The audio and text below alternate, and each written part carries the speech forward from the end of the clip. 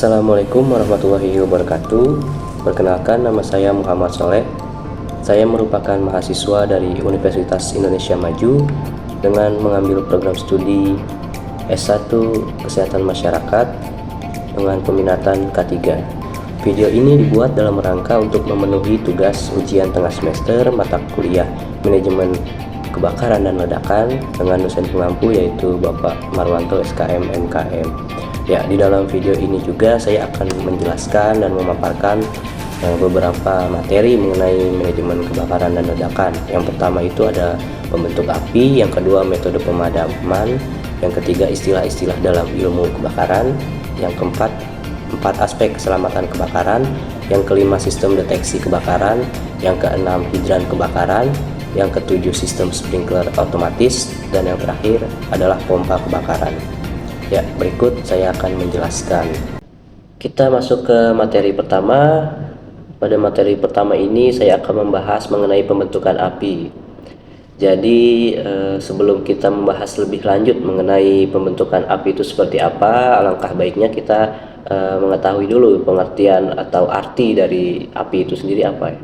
Jadi api merupakan hasil akhir dari sejumlah reaksi kimia berupa pembakaran atau oksidasi yang memiliki tiga unsur, yaitu unsur bahan bakar, unsur oksigen, dan panas. Ya, pembentukan api ini memiliki dua teori yang terkenal ya. Yang pertama teori segitiga api atau teori triangle dan tetrahedron of fire. Kita bahas satu persatu teori ini. Dari adanya api, kita dapat merasakan adanya asap, nyala, dan panas. Panas yang timbul dari api tentu akan membuat bahan bakar yang belum terbakar berubah menjadi uap bahan bakar. Kemudian senyawa tersebut bertemu dengan oksigen di sekitar dan terjadi suatu penyalaan.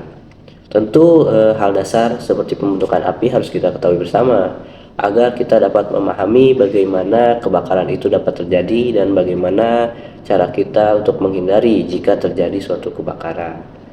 Ya, dalam teori triangle atau teori segitiga api ada tiga sumber. Yang pertama sumber panas, yang kedua sumber oksigen, dan yang ketiga ada sumber bahan bakar. Untuk sumber panas itu sendiri kita bahas ya. Sumber panas kita artikan dulu, panas itu sebagai salah satu bentuk energi yang terjadi karena perpindahan suhu. Terjadi dari benda dengan suhu tinggi ke benda bersuhu rendah. Panas berperan penting untuk mencapai suhu penyalaan sehingga dapat mendukung terjadinya suatu pembakaran. Ya, beberapa sumber panas antara lain itu sinar matahari, nuklir, listrik, proses kimia, dan yang terakhir energi mekanik. Untuk energi mekanik itu sendiri yang dimaksud adalah benturan atau gesekan. Contohnya kita membuat api dengan menggesekkan kayu. Itu adalah energi mekanik. Dan untuk sumber oksigen kita bahas, oksigen merupakan unsur yang sangat penting dalam kehidupan makhluk hidup, terutama kita sebagai manusia. Ya, kita juga dapat mendapatkan oksigen di dalam udara normal ya, sebesar 21%. Ya, kemudian gimana sih syarat terjadinya api? Ya, yaitu sumber oksigen minimal harus 16%. Kandungan oksigen dapat mempengaruhi api timbul atau tidaknya. Jadi konsentrasi atau kandungan oksigen itu sangat atau dapat mempengaruhi api itu timbul atau tidak. Jika konsentrasi oksigen sebesar 21%, maka api cukup besar dan manusia masih dapat melakukan aktivitas normal seperti berlari, berbicara, berjalan, makan, dan sebagainya. Namun jika konsentrasi oksigen menjadi 18%, api itu mulai mengecil dan manusia menjadi kesulitan bernafas, pusing, serta mual. Dan jika oksigen turun lagi nih di bawah 16%, itu nanti api akan menjadi padam serta manusia akan kesulitan bernafas dan dapat hilang kesadaran. Dan untuk sumber yang ketiga, sumber bahan bakar ya. Bahan bakar adalah semua benda yang dapat mendukung terjadinya pembakaran. Dalam hal ini, benda padat dan benda cair dibutuhkan pendahuluan untuk mengubah sebagian atau seluruh dari benda tersebut ke bentuk gas agar dapat terjadi pembakaran atau titik nyala. Ya, di sumber bahan bakar ini sendiri ada tiga ya. Ada bahan bakar padat, bahan bakar cair, dan bahan bakar gas. Untuk bahan bakar padat itu ada plastik, kayu, kertas, serta kain. Bahan bakar cair itu ada minyak tanah, bensin, alkohol, thinner, oli, vernis, solar gitu. Untuk bahan bakar gas ada hidrogen, gas alam, LNG atau LPG, serta buten. Ya, itu kan tadi mengenai teori api. Sekarang adalah teori tetrahedron of fire. Apa sih tetrahedron of fire itu sendiri?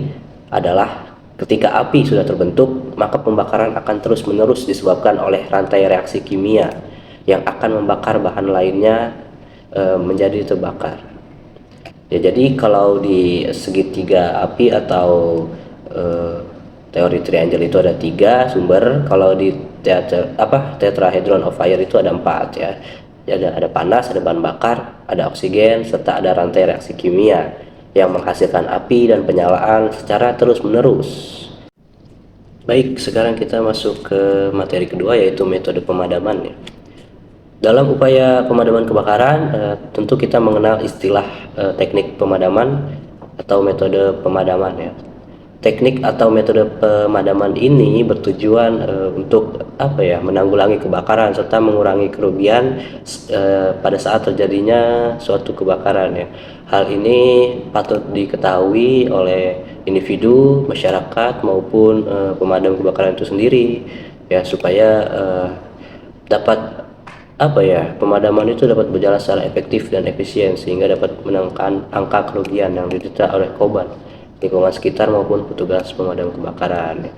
Terdapat 4 metode di sini ya yang terkenal, yaitu cooling, smothering, starving, dan inhibition. Yang untuk cooling itu sendiri adalah suatu metode mendinginkan bahan bakar dengan cara menyiram air pada bahan yang terbakar. Jadi kita mendinginkan bahan bakar dengan cara air itu kita siram ke bahan yang terbakar gitu. Yang kedua ada smothering, metode memotong pasokan oksigen seperti memberikan foam, busa gitu ya, atau karbon dioksida. Yang ketiga ada starving, yaitu metode mengurangi pasokan bahan bakar dengan memberhentikan pasokan gas yang ada di dalam pipa. Dan yang terakhir inhibition, metode menghentikan reaksi kimia dengan memberikan dry chemical powder. Baik, kita masuk ke materi 3, istilah-istilah dalam ilmu kebakaran. Ya, di sini saya mengambil 4 istilah ya. Yang pertama ada fire extinguisher atau biasa kita sebut APAR gitu ya. APAR adalah suatu bahan pemadam api yang berfungsi untuk menurunkan titik beku larutan. Ya, di dalam APAR itu sendiri kita mengenal metode PAS ya, yaitu pull, aim, yang ketiga ada snooze, dan yang terakhir ada sweep. Yang kedua ada backdraft.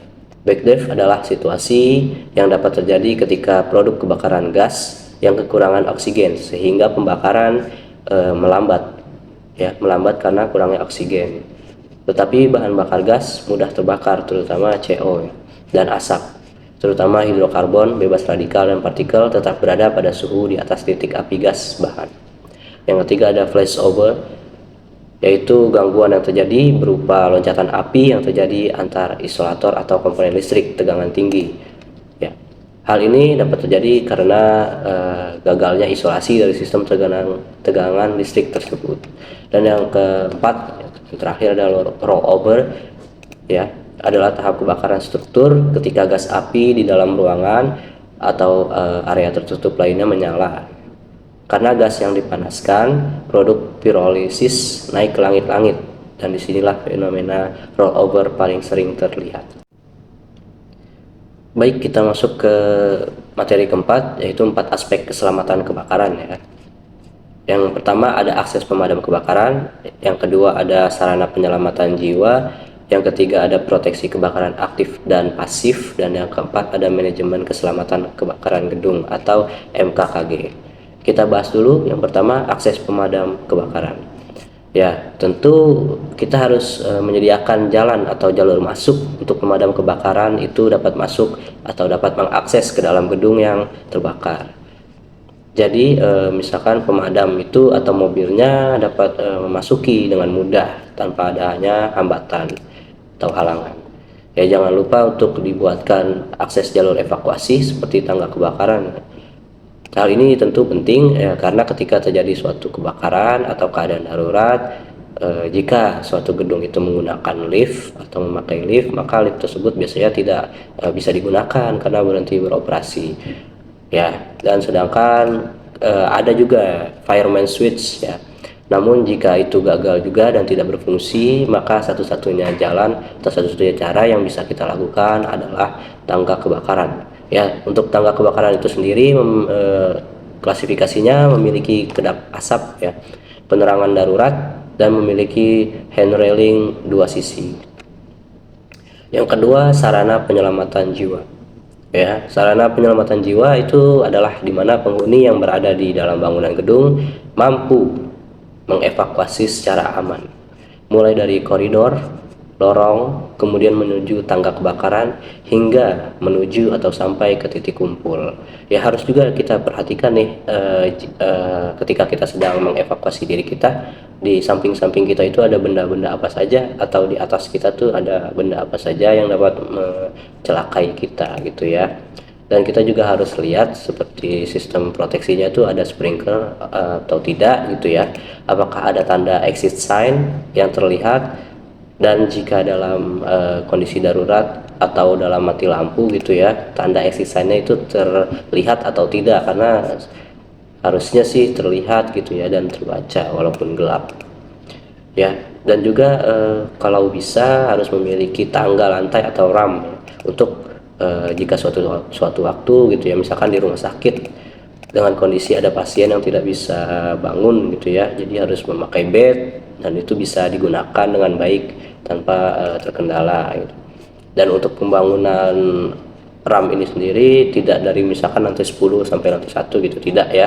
Jadi misalkan dari lantai 2 ke lantai 1 gitu, dan jaraknya tidak terlalu jauh. Dan yang ketiga, kita bahas proteksi kebakaran aktif dan pasif ya.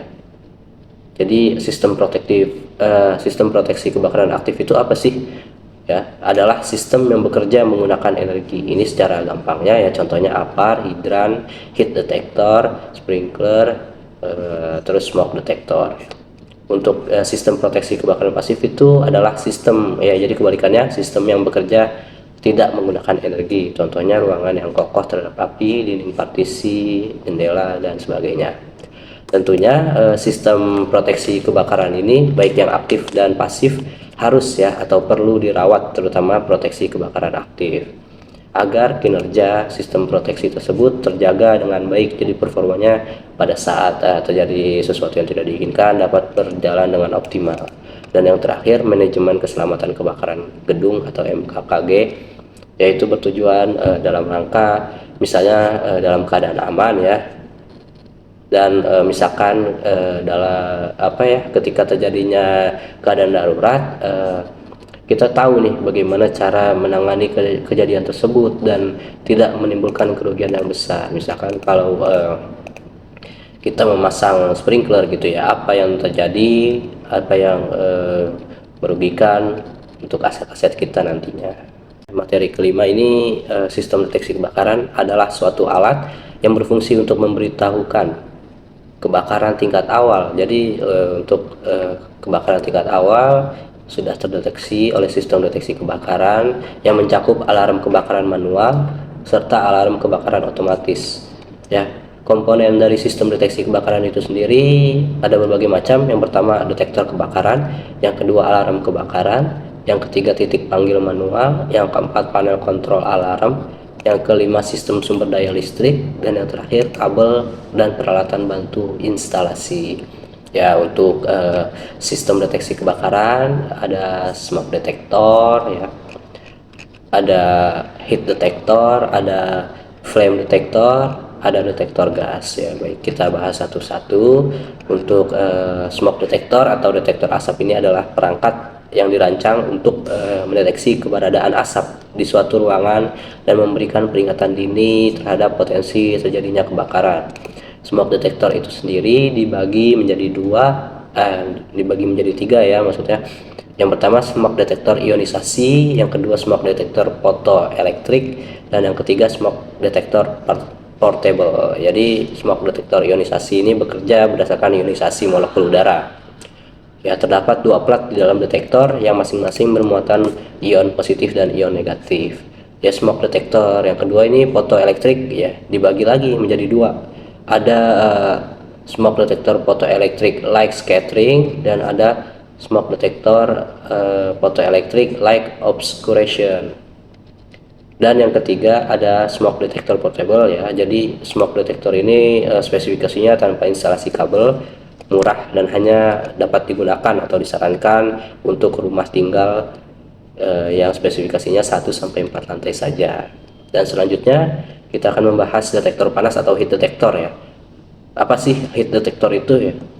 Merupakan alat pendeteksi kebakaran melalui suhu panas yang berfungsi sebagai pendeteksi peningkatan suhu ruangan secara drastis pada suatu keadaan tertentu, ya. Untuk heat detector itu sendiri dibagi menjadi 3 jenis, ya. Ada ROR heat detector, ada fixed temperature heat detector, dan yang ketiga ada heat detector kombinasi. Untuk rate of rise atau ROR heat detector itu sendiri bekerja di kenaikan 7-10 derajat Celcius, umumnya pada titik suhu 55-63 derajat Celcius. Untuk posisinya sendiri itu dipasang biasanya di tempat parkir, di ruang kantor, rumah sakit, ruang server, ruang arsip. Dan untuk yang kedua itu fixed temperature heat detector bekerja di suhu ruangan 57 derajat Celcius, ya, dengan lokasi pemasangan yang berbeda pula. Jadi masing-masing jenis ini berbeda tempat pemasangannya. Kalau untuk fixed temperature heat detector ini pemasangannya di ruang genset, basement, dapur, food court. Dan yang ketiga ada heat detector kombinasi, ya. Spesifikasinya itu gabungan, ya, bagian tengahnya fixed temperature dan bagian luarnya ROR, jadi kombinasi, ya. Untuk jenis detektor lainnya itu ada detektor nyala api atau flame detector, ya, merupakan alat yang sensitif terhadap radiasi sinar UV yang ditimbulkan oleh nyala api, ya. Tetapi detektor ini tidak bereaksi pada lampu ruangan, infrared atau sumber cahaya lain yang tidak ada kaitannya dengan nyala api, ya. Selanjutnya ada detektor cahaya atau beam detector. Terdapat 2 jenis, ya. Ada reflective beam detectors dan ada point to point type beam detectors. Tuh. Dan yang terakhir ada detektor gas. Ya, detektor gas adalah alat yang mendeteksi kebocoran gas. Alat ini bisa mendeteksi 2 jenis gas, yaitu LPG liquefied petroleum gas dan LNG yaitu liquefied natural gas. Baik, untuk materi ke-6 yaitu hidran kebakaran adalah suatu sistem, ya. Jadi hidran kebakaran itu adalah suatu sistem instalasi jaringan pemipaan yang berisi air bertekanan tertentu yang digunakan sebagai sarana untuk memadamkan kebakaran. Ya, dalam hidran kebakaran ini ada 3 jenis yang biasa kita jumpai dan kita ketahui. Itu ada hidran kota, ya, terletak di tepi jalan, dibuat dan dimiliki oleh pemerintah dan digunakan untuk pemadaman kebakaran. Yang kedua ada hidran halaman, terletak di suatu halaman bangunan yang dibuat dan dimiliki oleh suatu bangunan tersebut dan digunakan untuk pemadaman kebakaran. Dan yang ketiga ada hidran gedung, ya. Hidran gedung adalah hidran yang terletak di dinding atau di dalam pada tiap lantai bangunan, ya, untuk keperluannya adalah pemadaman kebakaran. Untuk klasifikasi dan kebakaran itu sendiri ada, ya, ada 3, ya, jenis atau ada 3 kelas klasifikasi hidran. Yang pertama hidran kelas 1 merupakan hidran yang outletnya berdiameter 2,5 inci yang dipersiapkan oleh petugas pemadam atau orang yang sudah terlatih. Yang kedua ada hidran kelas 2, hidran yang outletnya berdiameter 1,5 inci yang dipersiapkan untuk penghuni gedung. Dan yang terakhir kelas 3 itu outletnya berdiameter 1,5 inci dan 2,5 inci, ya. Jadi perpaduan antara hidran kelas 1 dan hidran kelas 2. Kita masuk ke materi ke-7 yaitu sprinkler otomatis, ya. Apa sih sprinkler otomatis itu? Yaitu merupakan suatu sistem pemancar air yang bekerja secara otomatis apabila temperatur ruangan mencapai tingkat atau batas suhu tertentu, gitu. Sprinkler otomatis bertujuan untuk memadamkan api atau mengendalikan api, ya, agar tidak meluas, gitu, ke ruangan yang lain. Tentu dengan adanya sprinkler ini keselamatan serta harta benda kita dapat terproteksi atau setidaknya meminimalisir terjadinya kerugian harta benda, ya. Untuk jenis sprinkler itu sendiri ada 2, gitu. Ada sprinkler tabung gelas bulb sprinkler, dan sprinkler lebur atau fusible sprinkler. Ya, kita bahas dari sprinkler tabung gelas, yaitu suatu tabung kecil yang mudah pecah, terbuat dari gelas yang berisi cairan namun tidak sepenuhnya mengisi tabung, jadi masih menyisahkan atau meninggalkan ruang untuk gelembung udara. Jadi bila panas memuai, cairan gelembung akan terkompresi dan diserap oleh cairan. Kemudian tekanan di dalam tabung akan naiknya itu secara cepat dan menyebabkan tabung pecah, topi terlepas sehingga sprinkler terbuka. Yang kedua ada sprinkler lebur, ya, yaitu suatu campuran metal atau besi metal alloy dengan titik lebur tertentu yang dipakai sebagai solder sambungan. Campuran metal ini dapat diatur agar melebur persis pada suhu-suhu tertentu, ya. Dengan demikian melepaskan sambungan sehingga topi terlepas dan sprinkler terbuka. Ya, perlu diperhatikan juga pemasangan sprinkler itu, ya. Jadi ada posisi-posisi tertentu tergantung areanya gitu ya. Untuk gedung parkir atau basement menggunakan posisi upright. Untuk posisi dalam ruangan gedung menggunakan pendan atau mengarah ke bawah gitu ya. Untuk posisi di dinding kamar gitu, biasanya menempel di dindingnya menggunakan side wall, dan untuk posisi di lobby gitu ya menggunakan conceal atau agak menyatu dengan plafon gitulah ya. Untuk sebagai informasi, warna sprinkler juga tergantung dengan suhu di lokasi pemasangan. Misalnya jika sprinkler itu berwarna merah, maka temperatur di area tersebut adalah extra high atau sangat tinggi gitu ya. Kita masuk ke materi terakhir, materi ke-8 mengenai pompa kebakaran, ya. Ya, terdapat dua jenis penggerak pompa kebakaran itu sendiri ya. Yang pertama ada penggerak elektrik dan yang kedua penggerak diesel. Penggerak elektrik itu adalah pompa utama di dalam sistem pemipaan hidran yang digunakan untuk mendorong air dari penampungan, ya. Jadi didorong dari penampungan untuk mengalirkan ke pipa-pipa hidran dan sprinkler. Dan penggerak diesel merupakan jenis pompa untuk instalasi pemadaman kebakaran. Pompa ini termasuk sebagai pompa cadangan ya, yang digunakan ketika pompa utama tidak berfungsi. Pada sistem pemadaman kebakaran, pompa elektrik menjadi pompa utama untuk mengalirkan air. Dan berdasarkan Pergub 92 tahun 2014 pasal 92 mengatakan bahwa jumlah pompa satu set itu terdiri dari joki, main pump, serta diesel pump. Dan untuk literatur lainnya, Pergub 92 tahun 2014 pasal 97 mengatakan pompa kebakaran harus tipe sentrifugal, yaitu adalah gaya semu ya. Sentrifugal itu adalah gaya semu dalam kerangka acuan benda yang berputar dan bekerja ke arah luar sepanjang jari-jari rotasi. Jadi cara kerjanya itu mendorong benda menjauhi sumbu rotasi gitu ya. Dan untuk pompa sistem hidran itu minimal 500 USGPM, dan jika digabung antara sistem hidran dan sprinkler itu minimal 750 USGPM. Baik ya, untuk pompa cadangan itu sendiri tadi ya, walaupun bersifat atau berstatus sebagai cadangan, tetapi kondisinya diharapkan dalam siaga operasi. Ya, pompa cadangan itu bekerja apabila main pump mengalami kerusakan atau sumber utama listrik dari PLN itu mengalami pemadaman. Ya. Untuk cara kerjanya itu sendiri secara otomatis dan berhenti secara manual. Baik, sekarang kita membahas pompa picu atau joki. Apa sih pompa picu atau joki ini sendiri? Yaitu adalah seperangkat alat yang berfungsi untuk memindahkan air dari penampungan ke ujung pengeluaran gitu ya.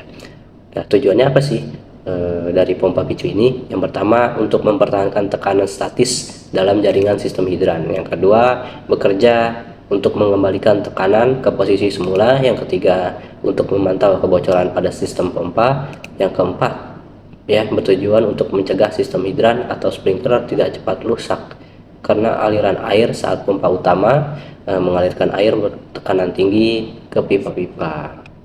Ya, pompa joki itu sendiri terdiri dari pompa, motor, dan controller dengan dua jenis utama pompa, yaitu pompa sentrifugal dan turbin regeneratif. Untuk pompa sentrifugal itu sendiri menggunakan energi kecil ya, jadi spesifikasinya menggunakan energi kecil dan perawatan yang minim ya, namun memiliki kekurangan yaitu tekanannya kurang maksimal, sedangkan pompa turbin regeneratif itu menciptakan tekanan besar gitu ya dengan tenaga sedikit, namun kekurangannya atau sedikit koreksi memerlukan banyak perawatan gitu ya. Jadi mau apapun jenis pompanya tergantung dari seberapa besar sistem yang dibangun di tempat atau di bangunan tersebut ya. Dan untuk bangunan skala kecil tentu pompa sentrifugal lebih cocok ya, karena memang lebih ekonomis mungkin ya.